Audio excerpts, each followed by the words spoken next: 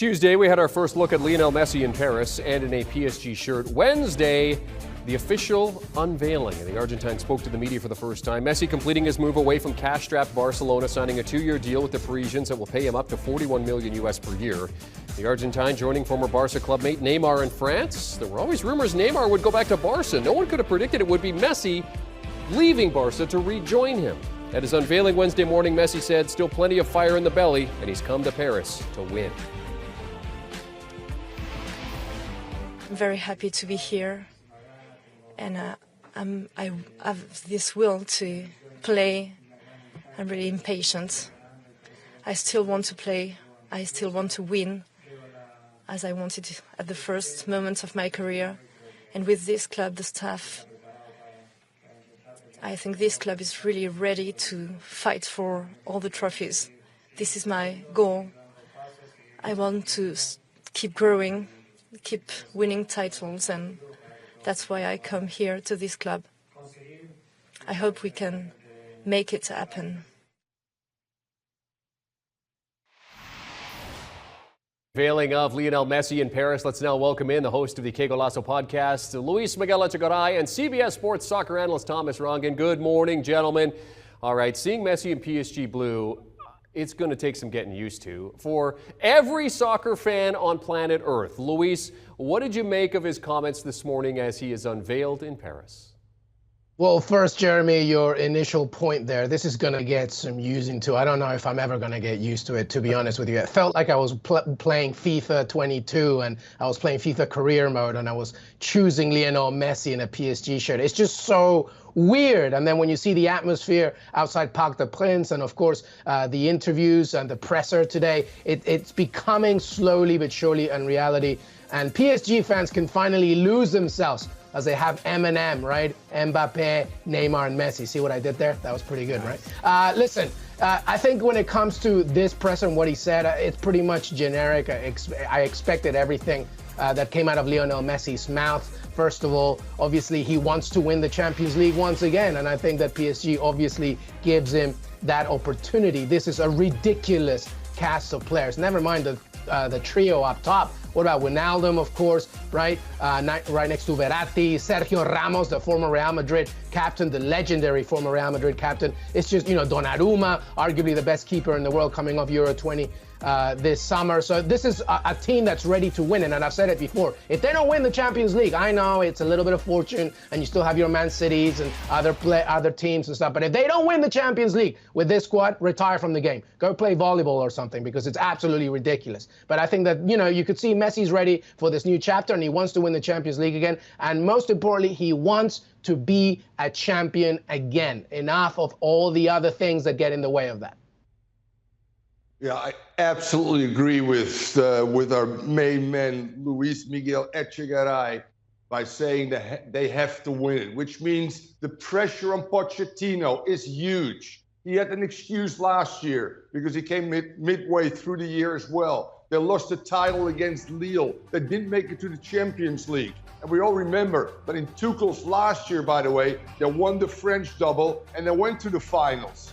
So nothing short of winning Ligue 1. And they started well against Troyes in their first game with a 2-1 win without all their superstars. And yes, it's crazy to see a number 30 jersey on Messi, which, by the way, was the jersey number he had when he played for Barcelona in his first professional appearances. And there's some synergies there. He's back with Neymar. That combination at Barcelona was absolutely brilliant. One of his best friends. He's with some of his former teammates, Di Maria, Paredes. He knows Sergio Ramos. He's been a rival, obviously, for 16 years in El Clásicos, Real Madrid, Barcelona. And he's with a project, as he said in his news conference, that he believes in PSG. He believes they can win the big trophy and obviously do well in Ligue 1. But it's all about Poch trying to figure out what the best formation is for his team based on his talent, and also how they're going to execute in terms of the way he sees the game should be played. And that's high pressure. And obviously, the luxury of having a front three that might not buy into that will be very interesting to see going forward. Yeah, TR, you mentioned the formations. Let's talk about the formations, the possible formations. I mean, we've been bandying about some in the newsroom. We've been talking about it, of course, amongst ourselves. This is one of the starting formations. I think, Luis, this is the one that you have in mind. Well, it's one of them, Jeremy. We obviously had our GOAT, Jonathan Johnson, as well on the podcast. We had a whole episode discussing this very fact. And when you look at this formation right now on the screen, right, you see it's a 4-2-3-1, but really Messi can go up top and drop even deeper, so it becomes a 4-3-3 as well, as he would do against Barcelona. The biggest issue for PSG, right, which is like, oh my God, right, oh, poor PSG. Well, they do have one issue. To me, is the left side. The left side is the key part, because Kimpembe, obviously, he can play there, but he's not necessarily, so naturally fitted to there. So to me, I actually would go with a 3-4-3.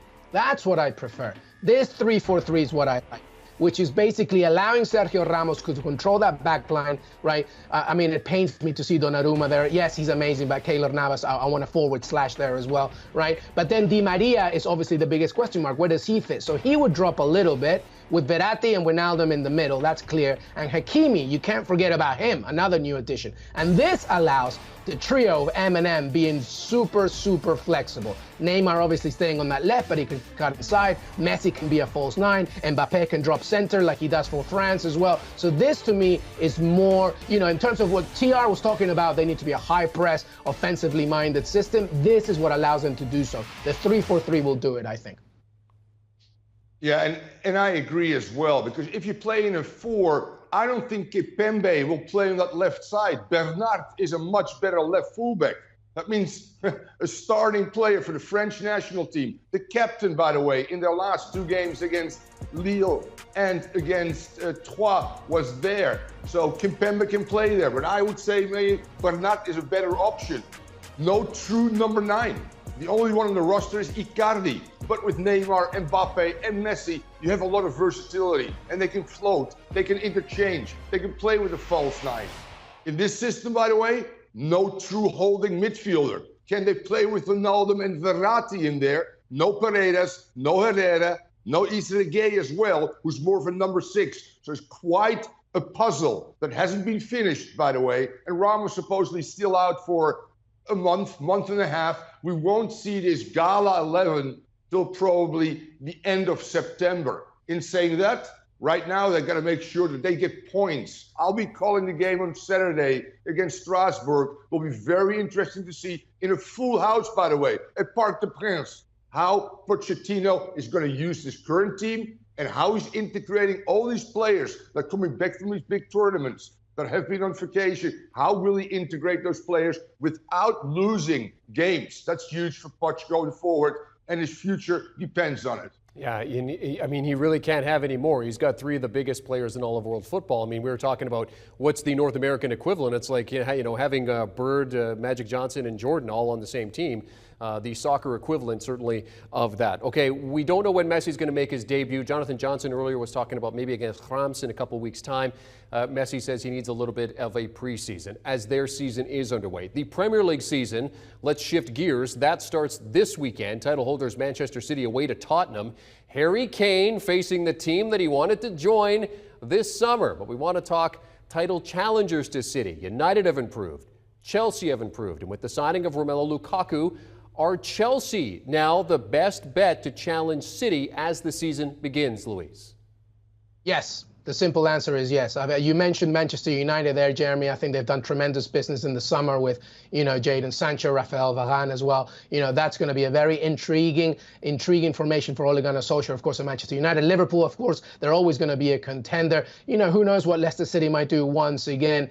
But to me, Chelsea, right? We saw what Thomas Tuchel did in the space of 5.5 months, winning the Champions League. Winning the Champions League, getting to an FA Cup final, and of course, just about getting that Champions League spot. Now, a full preseason under him in the summer, and now you bring in, right, another player, which we'll talk about in a second, right? As you mentioned, Lukaku. This is now, to me, the most important factor for Chelsea. They are the highest contender for Manchester City because they know exactly who they are. are. They have a very good stoic, pass-friendly, defensively-minded formation. They have the best number 6 in the world in N'Golo Kante. Timo Werner should hopefully feel more confident. Christian Pulisic feeling good after such a good summer. There are so many good things coming, and I know we're about to talk about Romelu Lukaku, but that's the key. That's what makes this so important. And now that Thomas Tuchel knows that he has a full summer that he just took care of with work and preseason training with Chelsea, they're going to be serious contenders for the Premier League title. That's what I think.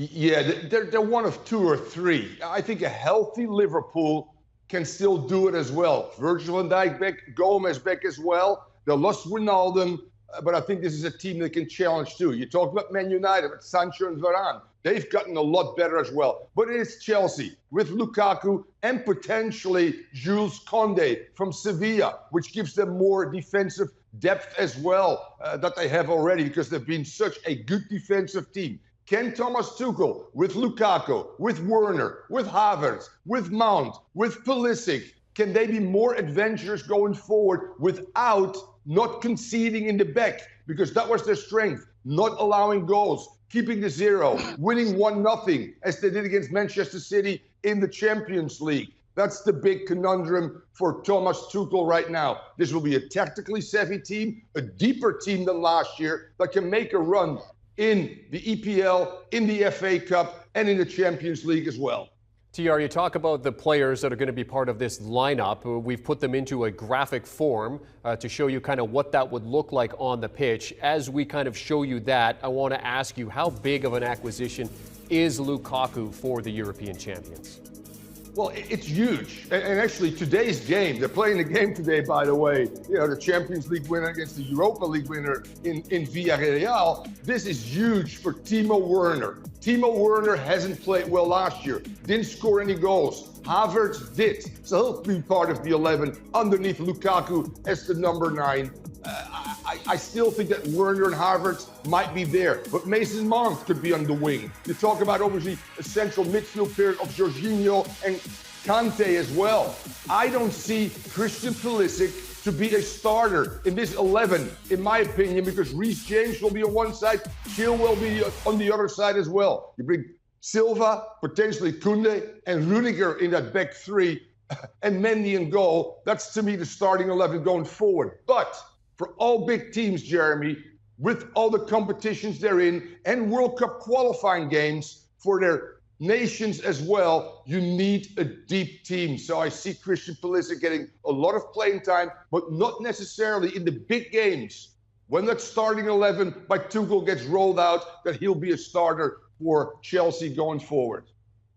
Yeah, I'm going to make it real quick, real simple. Romelu Lukaku is a huge addition to Chelsea because he not only helps the squad, he helps Tuchel with now adding additional formations. As TR mentioned, of course, the 3-4-3 is the favorite Tuchel formation, but now he can do a 4-2-2-2. He can go a 4-3-3 because now he has a striker, a number 9, that not only is good holding the ball, but he's good moving wide. He's good bringing other players in. He's good in the air. And it's amazing to me that he did come to Chelsea from Anderlecht for 20 million euros, and now he comes once again, but this time as the main star. And it's everything about supporting him, and he is so important. We saw it at the European Championships. He's just such a key player because he's not a one-dimensional striker. He can do it all. It's going to be very, very good for Chelsea. Football Manager is going to be so much fun to play this year. They are Que Golazo podcast hosts Luis Miguel Echegaray and CBS Sports soccer analyst Thomas Rongen. Great to see you, gentlemen. And for more discussion about Messi and everything to do with the beautiful game, be sure to check out the Que Golazo podcast. LME taking vacation last week when the biggest story in recent memory broke wide open, but now he's back and he's all over it. Check out the Que Golazo podcast wherever you get your preferred audio.